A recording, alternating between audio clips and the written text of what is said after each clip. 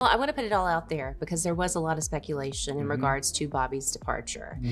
Folks were talking about personality differences or different directions when it comes to ideas for the show, but why was this move the right direction for the show? Having his departure and then Jeremiah's I want to answer that entrance? because as a friend with Bobby, we don't have power, and I think sometimes people think that castmates, anyone who works in Hollywood, we know that these people here, we don't have that power, okay? And I think it's the amazing thing that what I love is that we had so many amazing memories of Bobby, and Bobby was exceptional at his job.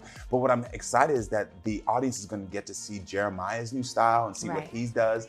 And I think that's one of the things that I think is most important is that, we have to all embrace change, and that's what we teach our heroes. You have to embrace change when change happens, and narratives can come about as if somebody had power to make change, but in this instance we didn't.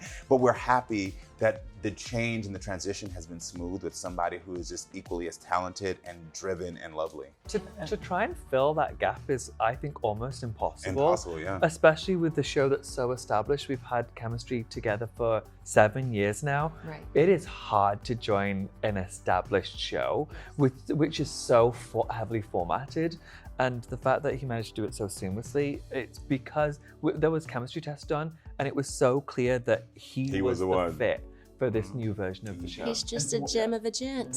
Is the door open for Bobby to potentially come back and return in some sort of capacity? What were the Fab Five? So I don't know. We could be the Stellar Six. Again, I think it's one of those things where it's like, I never say no to anything. Like, who knows what the future holds? Like, life is probably not how he intended it, but John Lennon once said something along the lines of like, life is what happens when you're making plans. But I think that that's something that's like an executive decision, and we're here. We do our jobs, we show up. Please, whatever. We do our thing. What I can say, just the Bobby of it all and Stellar Six in future, all I ever want is for his success and for his happiness. He deserves that. He's a good person. He deserves success and happiness in his future. I'm just more of the type of person with the memories that we built together, Bobby included. I have those conversations personally. And I think it's really important because, I've had firsthand experience of what happens when people go and have conversations that should be interpersonal and blast it out to the world. And that's why I've been kind of quiet, because it was a really difficult year to have that happen. And my hope is only ever for all of our success and for our happiness. And I wouldn't wish what happened to our cast and to our crew like on anybody. It really was so tough. The world is changing. We've grown and changed. Even our cast has changed. Girl, have you seen Jeremiah? She got the design skills, honey. I feel like I'm finally home with the Fab Five. I cannot wait to dive into more of season 9. This is so good. So Queer Eye's back, and we got a newbie in the mix. Yes. Mr. Jeremiah Brent. Like a newbie. Some parts of him are old, but some of them are new. Oh, the shade has begun. Look, is that how it was this entire season? Of course, relentless. They're terrible people. I mean, aren't they? And then throw you into the mix. My gosh. No, but how did the opportunity come about for you? And were you always a fan? Always a fan of these 4, which again sounds shady, That but it wasn't sounds meant shady as everything, Jeremiah. Everything is fine. Yes, no, I've always been a fan of the show, had a tremendous amount of respect for it, and when the opportunity kind of came, I was really excited to join the family. Why are you smirking and looking at these two over here? So shady. Can I tell you something? We are 5-year-olds. I found out from this from the creators of the show that in the original season 1, Jeremiah was offered the job. Yeah, I was. Why'd you turn it down? You know what? He saw us and he was like, No, that's not true. Poppy had just turned 1 year old, and they were like, yeah, it's gonna be great. They're gonna go on. There's a Poppy 6-month is his daughter, not a dog. Just so you know. Yes, our She's daughter, and it was like this dream that was fully actualized, and I just couldn't at the time imagine leaving. So when the opportunity came up the second time, I was like, I would love to do it. Well, I mean, I feel like that's just that's the universe telling you like this was always meant to be. Yeah. And timing is everything. Yeah, it is. There's, And I will tell you, the first day we started doing the show together, it really felt like I was home. And it was, I've said this 1,000 times, but I got so much more than I could ever have even tried to give to the show through my relationship with these four. And it's been an absolute gift. Did he cry a lot, y'all? Oh my gosh. He's a little weepy. Well, we only made it through the living room. This is a week he cried Put me like to a shame. big baby. I don't know about But I'll that. You tell cry a lot through his too. tears, we realize how special the show is again. Because Antoni says it's so good. It's not that we were jaded, but after 8 seasons, you sort of get into routine. And having Jeremiah there, it reminded us how amazing it is that we are so fortunate to do this job where we get to go into people's lives and in 5 days transform them. And you see through him, it's just like, oh my gosh, what a blessing that we get to keep doing this. And it just made me hope that we get to do this for more and more seasons. It's my office. This room is giving me microplastics. When was the last time you shopped? 96. Everyone deserves to feel good about themselves. I want this to be a sanctuary for you. Oh my goodness. Thank you.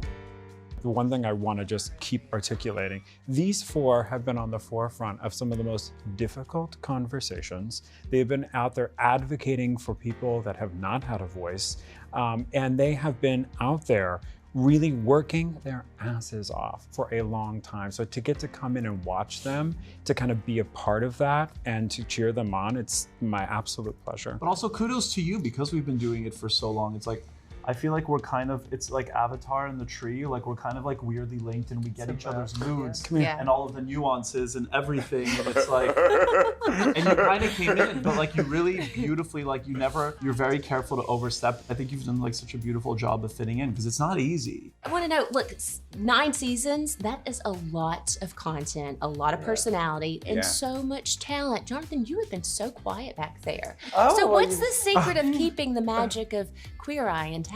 I think every single time that we get an opportunity to meet a new hero and get an opportunity to be on this show, we just bring our all. And I think, when people say, like, I've never felt like I've been in a rut on Queer Eye. Like every single person whose hair I get to do, it's like a completely unique experience. And I'm a really hard worker and I'm really passionate. And as I wrote in my first book, like passion is not pretty. Because I feel like in so many ways, what happened to our show, I feel like I addressed it like 5 years ago. I feel like I've always been really open about the person who I am and the multiple, like, I'm a multitude. I'm not only one person that you see. Like who you see on Queer Eye is who I am, but there's also so many more sides to me. I think that's part of our show and part of our chemistry that's so beautiful is that we do get to celebrate the fullness of who each other is. And I think if there's one thing that I have learned from 2024, it would be my hope that we keep anybody on Queer Eye, we can talk to each other.